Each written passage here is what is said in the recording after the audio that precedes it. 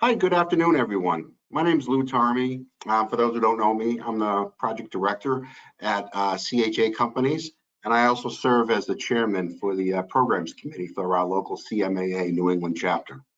Welcome today to the webinar, What are the benefits of becoming a certified construction manager or CCM and the value of construction managers. Today we'll have a presentation by two esteemed colleagues of mine, Mohammed Al-Jabouri, who's a CCM. He's a project director at Hill International, and he's our current chapter president. Welcome, Mohammed. Also joining is Clark McCormick, also a CCM. He's a managing director at PMA Consultants. He's a past president of CMAA New England, and he is the chairman of the certification committee for the CCM. Welcome, Clark. Thanks, Lou. Next slide. I'd like to thank all our generous sponsors as they're listed on the presentation. Without them, it would be hard to give as much scholarships and do as much programming as we do today. So I appreciate all their continued support.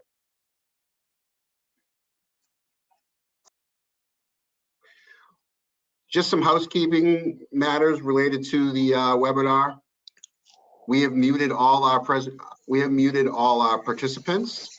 However, we do have a chat feature, and at the end of our presentation, we will open up the chat and hope that you will ask questions related to the subject matter of being a CCM. And then at the end, we'll leave some time so that Mohammed and Clark can answer those questions. So please ask your questions and make this thing a good two-way communication. Additionally, we will be recording this event. So if there are some of your colleagues who could not attend, we'll have it available and we'll share it via the local chapter for future use. With that, let's get started. Mohammed, all yours. Thank you, Lou. Good afternoon, everyone. My name is Mohammed Al-Jabouri. I am the president of CMAA New England chapter and a project director with Hill International. For the sake of this presentation, I will turn off my camera so that we can see the slides only. So as Lou welcomes you, I'm welcoming you as well. Hello and welcome to everyone, and thank you for taking the time to join us today as we will walk you through the process of obtaining construction manager in training, CMIT, certified associate construction manager, CACM, and certified construction manager certifications, and the benefits of being CCM to the construction industry. And as Lou said, to make sure we are helping you as best as we can, we have a chat box to source your questions. So feel free to drop questions on the topic or share your struggles and experiences. We will answer your questions by the end of the presentation. Also, don't worry about making notes. We will send the sessions recording your way.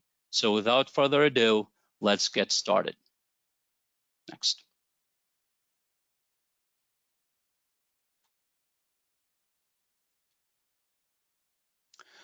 So today we are going to talk about each level and go over the qualifications necessary to achieve each one to have a successful career path in credentialing to become a professional construction manager.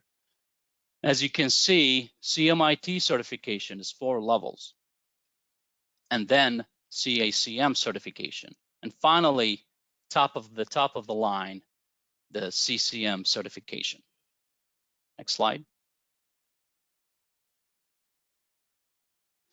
So the construction manager in training stackable credentials focus on the fundamentals of construction management practice and offer a pathway to learn how to become a competent and successful construction manager. The CMIT program is intended for the following individuals: early career professionals focused on becoming a professional CM, mid-career professionals looking for a pathway to grow in their CM careers, and soon to be and recent graduates looking to start their CM career. Next slide.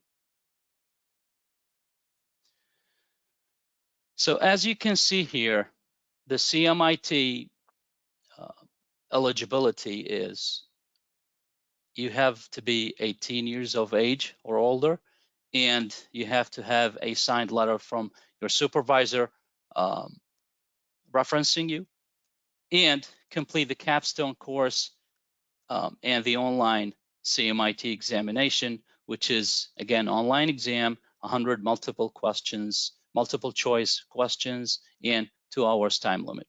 Next slide.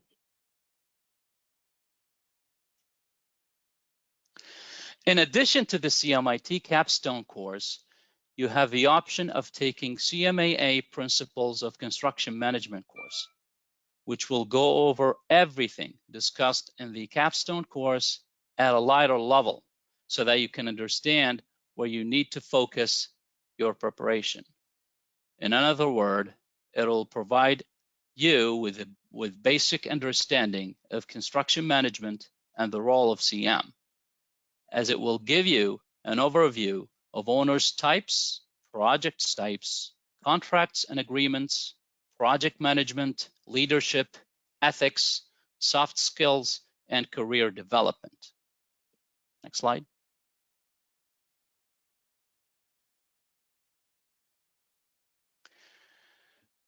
As you can see here, currently there are over 7,000 CMITs. The program consists of online training and exams. Its entry prerequisites that are required for the stackable credentials program that I will go over in a moment, and has a digital badge to promote dedication to the CM profession. So the online exam is, again, 100 multiple choice questions, and you will have 3 attempts to take the exam within 1 year. So the CMIT Stackable Credentials program is divided into 4 sequential levels, as you can see, with each level demonstrating a credential holder's growing professional competence and experience in CM. So to earn a CMIT level, you must meet all requirements at that level and any previous levels. Each level is cumulative and must be completed in order. In this case, we'll start at level 1, where you need to have level 1 in order to achieve level 2. And if you have achieved level 1 and you're ready to move to level 2, you must take the following programs in order to achieve the CMIT level 2. And that is a professional practice, quality management, and cost management modules. They are all online, and each one has an assessment at the end of each module. Also, you need to complete soft skills training and letter from your supervisor verifying 6 months of experience in professional practice, quality management, and cost management in order to move to level 3. So once you have achieved all these levels, you can then move on to the next phase of your credentialing path. And by the way, none of these are required to complete if you wish to stop taking the Stackable Credentials program. You may stop at any time. None of them are prerequisites to other credentials other than the one that precedes it. And for your note, each CMIT designation will stay active for 7 years. So for example, if you are CMIT at level 1 and you wait for 6 years combining your experience, then you can jump into CACM or CCM accordingly. Next slide. So the standard of practice modules are 10, as you can see here, include contract administration, cost management, professional practice, project management, quality management, risk management, safety management, sustainability, time management, and value engineering. The standard of practice is available for free for anyone who have mega membership, and for regular members at $6.99, and for non-members at $1,099. Next slide.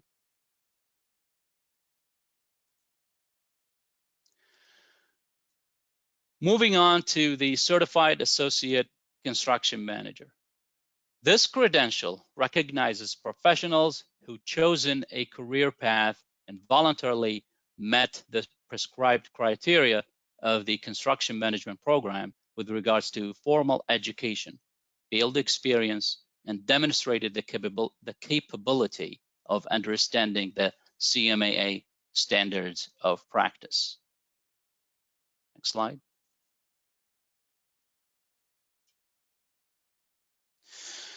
So you will need to figure out if you are eligible for the CACM exam, which we will talk about in a minute. Then you need to fill out and submit the application, prepare for the exam, and most vitally, pass the exam. Lastly, renew every 3 years.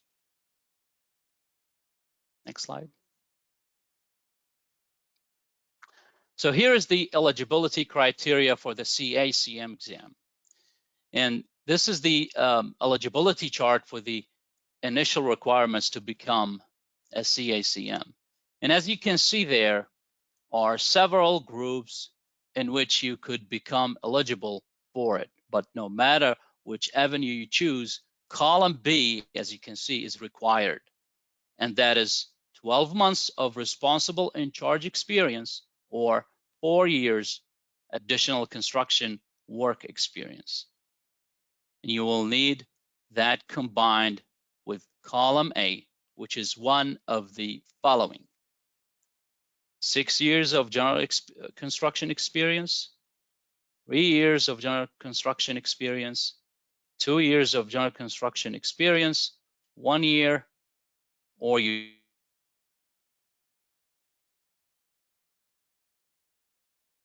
don't need. And if you have an associate degree, again, we go back to 4 years of general construction experience. It all depends on the stackable credentials that you have, which will help you with your eligibility criteria. So let's read it like this. If you look at the at row number 1, John, if you can go back to the slide, please. So if you look at that row number 1, the first row, read it like this: if you have no CMIT and no degree, then you must have 6 years of general construction experience plus either 12 months of responsible in charge or 4 years of additional general construction experience or design experience. Meaning, if you don't have the 12 months of responsible in charge, then you need to have 10 years of general construction experience so they can be eligible to sit for the exam. Next slide.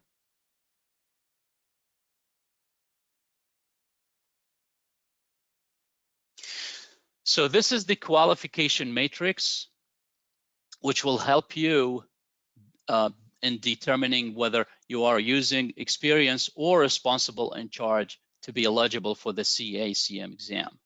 So you need at least 12 months of responsible in charge experience in one of the boxes shown in this chart, or you must submit 48 months of additional construction experience. Next slide. Now, on top of having to write your responsible in charge narratives, you will need to submit a minimum of 2 independent references and at least 1 reference per project. The references will be contacted via email to fill out electronic forms. So make sure you let your references know you have listed them on the application. By the way, this can be the biggest holdup or delay of an application, because applications cannot be approved until all references have responded. Next slide.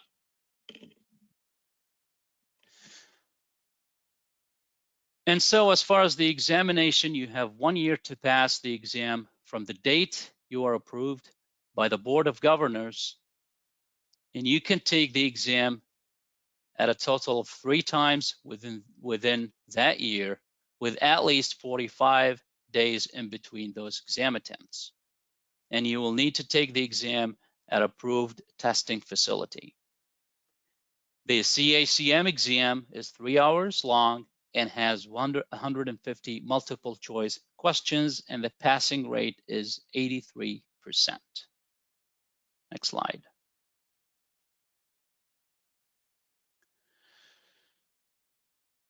So what the content does the exam cover? These are the 10 topics that the exam cover. So for example, if you have 100 questions, hypothetically, then you will get 5 questions on safety management. Why? Because safety management represents 5% of the CACM exam. Next slide.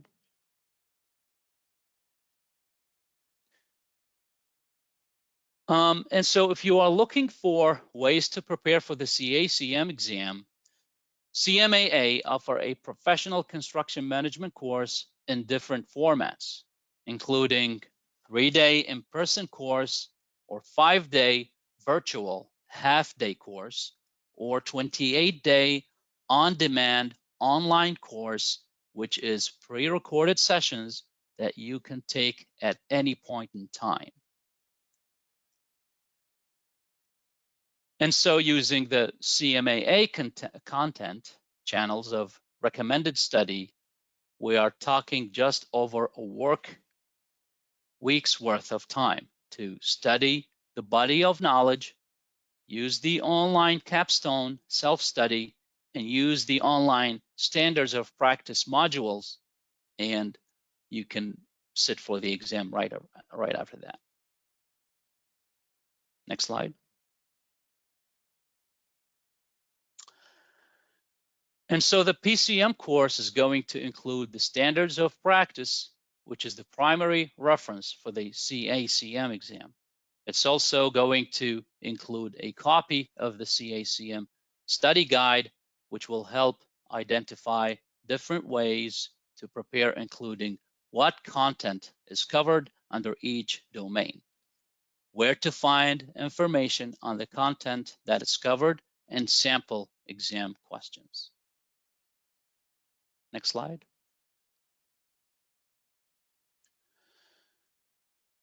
Finally, once you certified as an associate construction manager, you need to certify every 3 years, and that requires 20 points through 2 identified areas of recertification, and that is involvement in the profession and professional development. And a minimum of 1 point must be related to ethics and safety as well. Points are earned from the CACM certification date to the next expiration date, meaning it's not going to roll over to the next cycle. So anything you take with CMAA is automatically added to your online transcripts.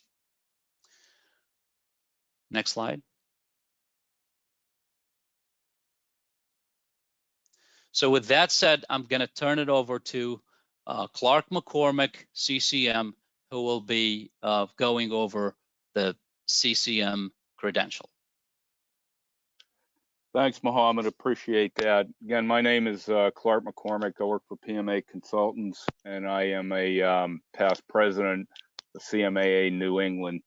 So as far as the certified construction manager, why do you want to become a CCM? What does that provide you going forward as far as your career?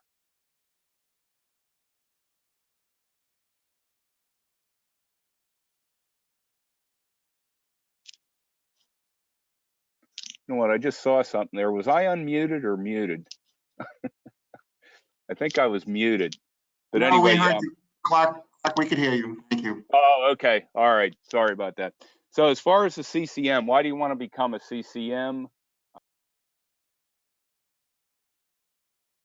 You know what? I'm hitting the space bar here.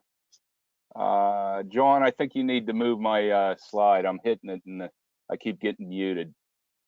So if you could move it along, thank you. So I think you went back too far. I'm not seeing it. Please go back a couple of slides there if you could.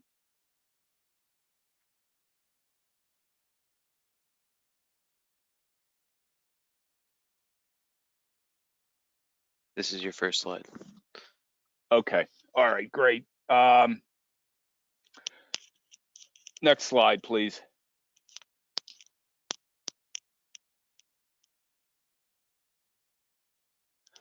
Okay, so as far as the benefits of becoming a CCM, this kind of the slide outlines the requirements, 48 months of responsible in charge. I'm going to get into a little bit of what exactly that means. And as you document your experience, you're going to need a minimum of 2 references across for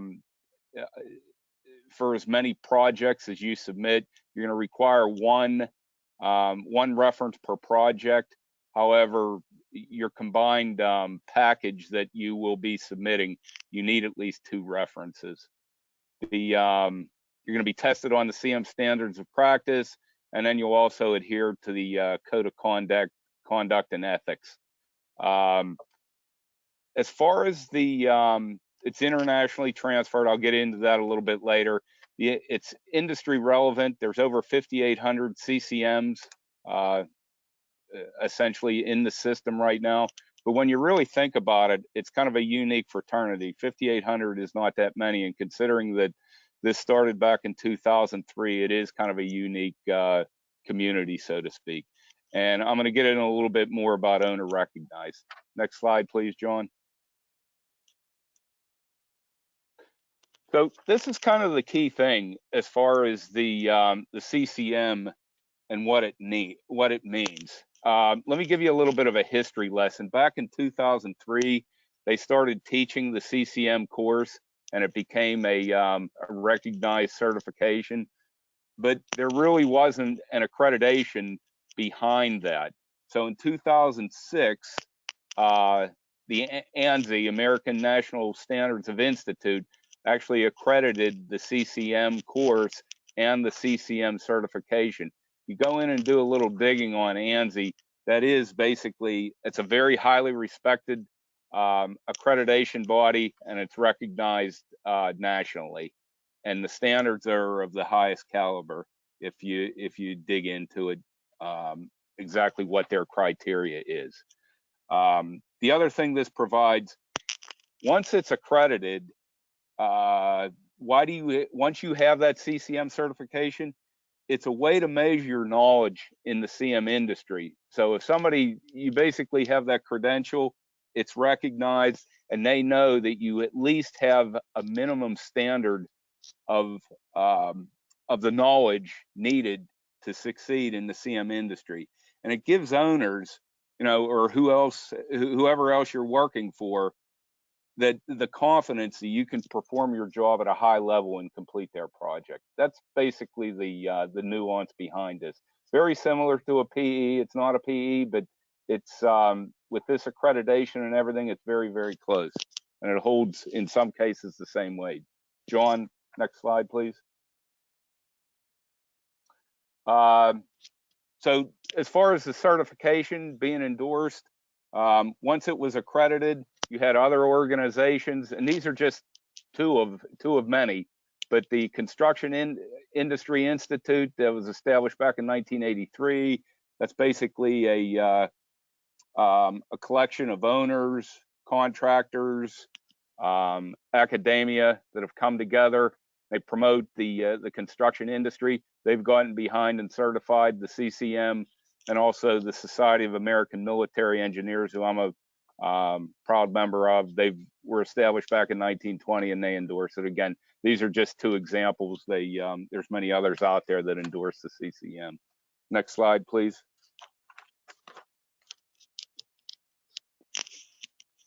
So these are some of the requests for proposals where the CCM has been named in specific solicitations. You can see it ranges all over the country, whether it's Arizona, Los Angeles, New York. You see the Smithsonian Institute down there. Definitely a variety of owners who have called out the certification of CCM in their solicitations, and they want applicants to basically fulfill that requirement, which is great news for those of us that have a CCM certification and CMAA as a whole. Next slide, please. So the CCM certification process, bottom line is you need to determine your eligibility. I'm going to get into that a little bit later. Once you determine that you are eligible for it, you're going to complete the application. You can either submit that online or via mail. I encourage you to do it online.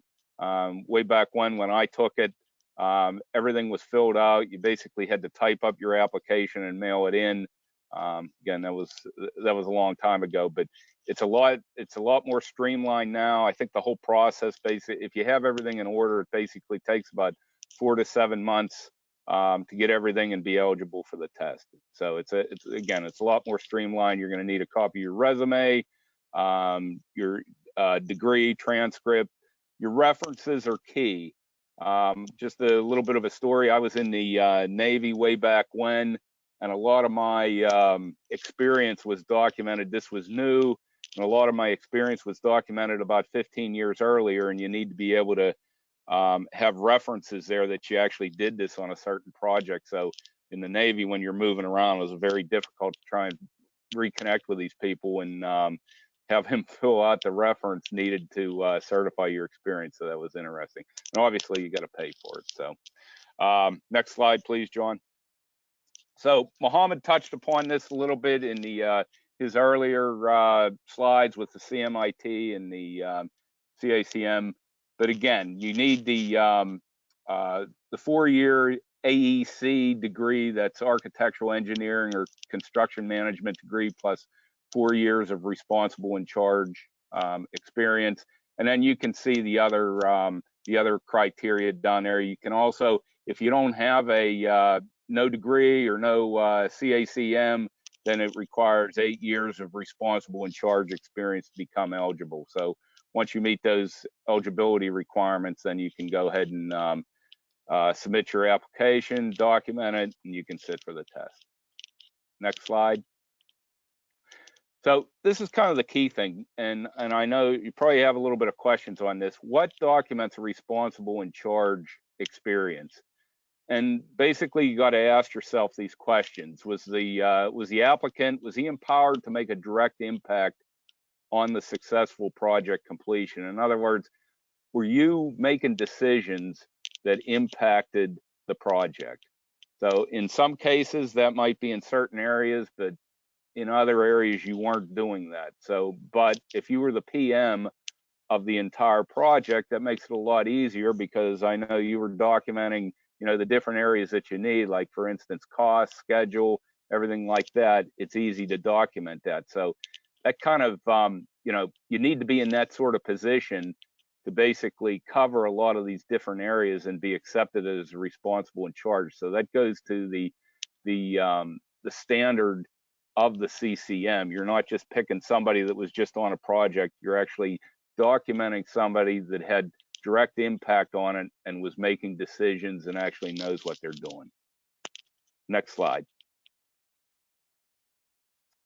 Qualification matrix. This kind of documents the key areas that you have to Mohammed put this up previously for the CACM, and it's pretty similar to the CCM. The different areas that you need to document that you had resident, responsible, in charge experience associated with that. A lot of people, I know when I was trying to become eligible for this, I didn't have a lot of pre-design experience, but there were projects that I was able to go back and document that box, so to speak, and document that experience. But again, it takes you a while to cover all these different areas and the different phases of the project. Next slide. So I mentioned this before, the reference, one reference per each project that you submit for the 48 months of responsible in charge experience. Again, inform your references. That'll streamline the process. They'll be able to fill it out and submit it into CMCI, and you'll be able to get your eligibility documented and approved to sit for the test that much quicker. And then verify, confirm experience cited. CCM exam, 1 year eligibility. To pass the exam from the day you're notified the application was approved.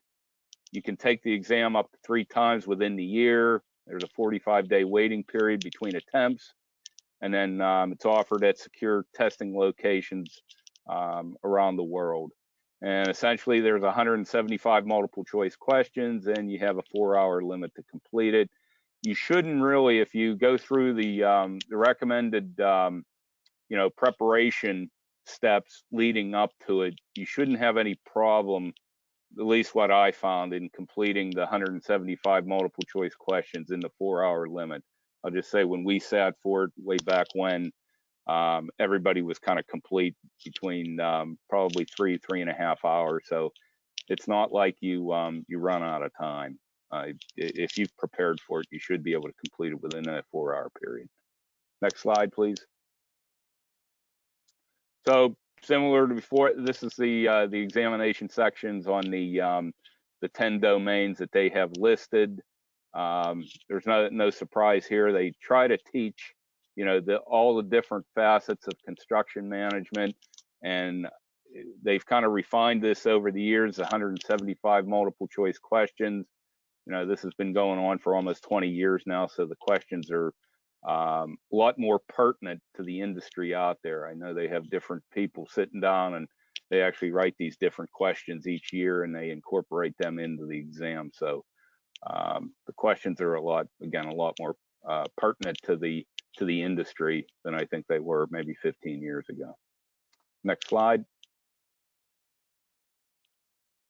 So exam preparation. You're gonna study your body of knowledge, the documents that are provided.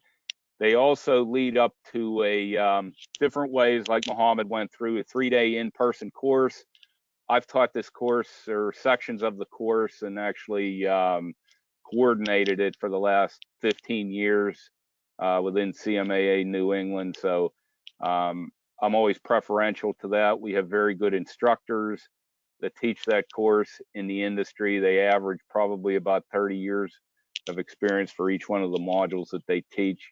So I highly recommend that. If you're in the New England area, you look for the next, there'll be one being taught in the spring, offered through CMA New England, and that's a good way to prepare for the test.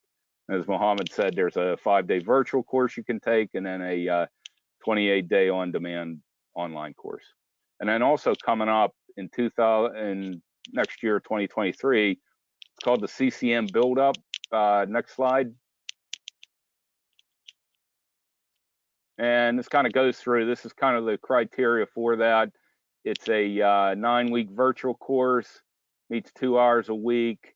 You cover a different domain, what we talked about, the 10 different domains previously discussed, and then you get an open discussion format. And this is good too. You always got to have that interaction. I found when either teaching the class or actually taking it, if you have that face-to-face interaction with people and they can share their experiences. I remember the one year we had somebody in there, we had a couple people internationally that were in the course, and they actually they came to it and gave a very unique perspective on their project management experiences that you're not going to see every day. You're not going to hear about every day. So it was definitely interesting to see some of that.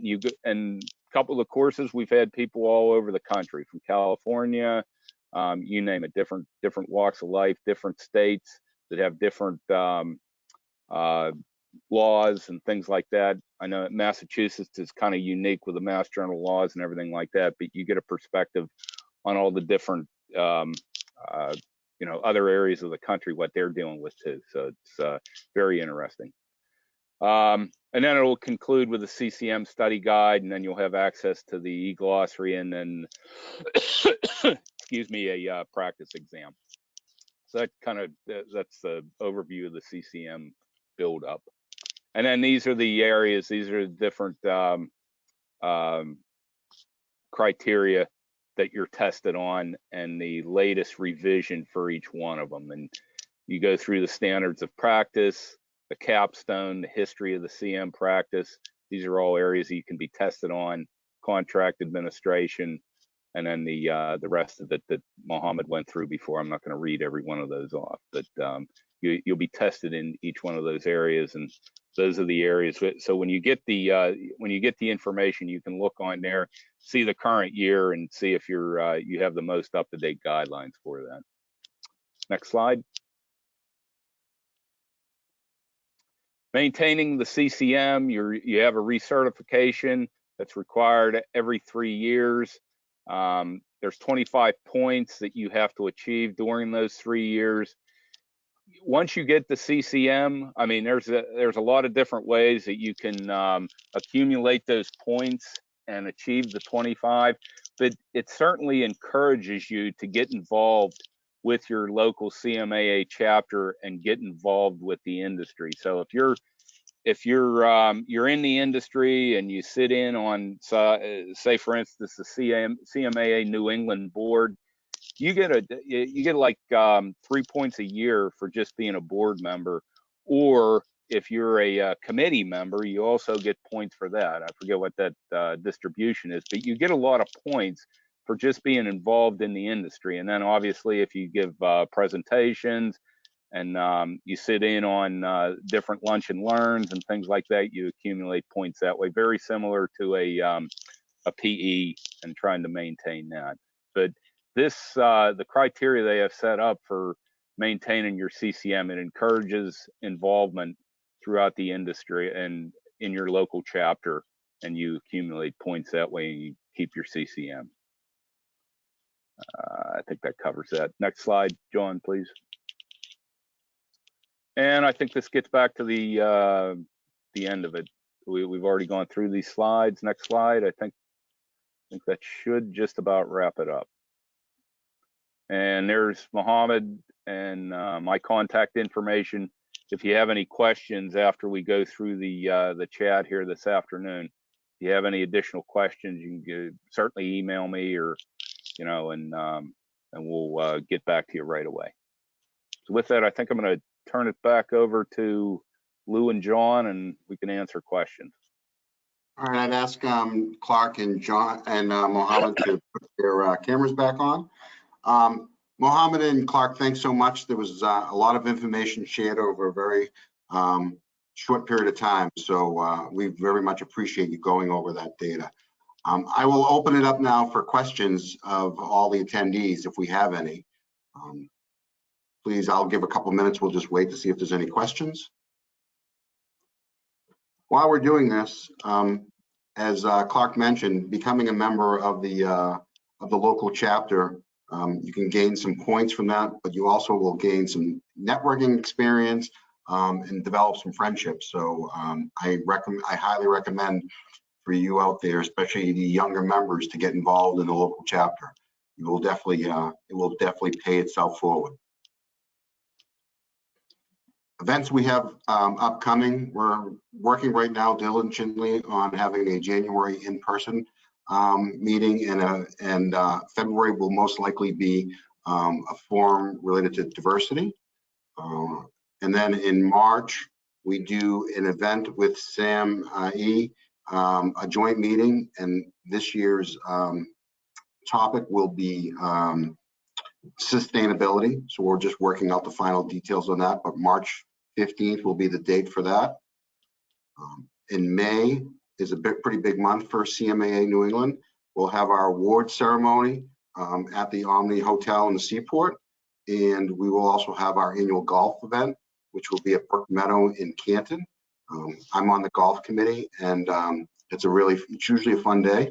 Last year was the first time we gave out umbrellas last year, and we had no rain. So I think that's the key to have no rain, is to give umbrellas out. So, all right, I'll just give it a couple more minutes. It looks like we have no questions so far.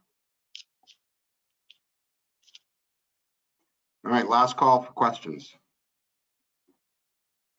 All right, with that, again, I want to thank Mohammed and Clark for spending a time with all of us. We very much appreciate it. If you do have questions whatsoever on filling out your application, please reach out to myself, Mohammed, or Clark. Emails are there. We also have a local website for CMAA New England, so you can find all our contact information right there if you didn't jot it down today. So with that, I'll ask John to end the broadcast, and I wish everybody a great day and a happy Thanksgiving. Thank you. Thanks, everybody. Thank you, everyone.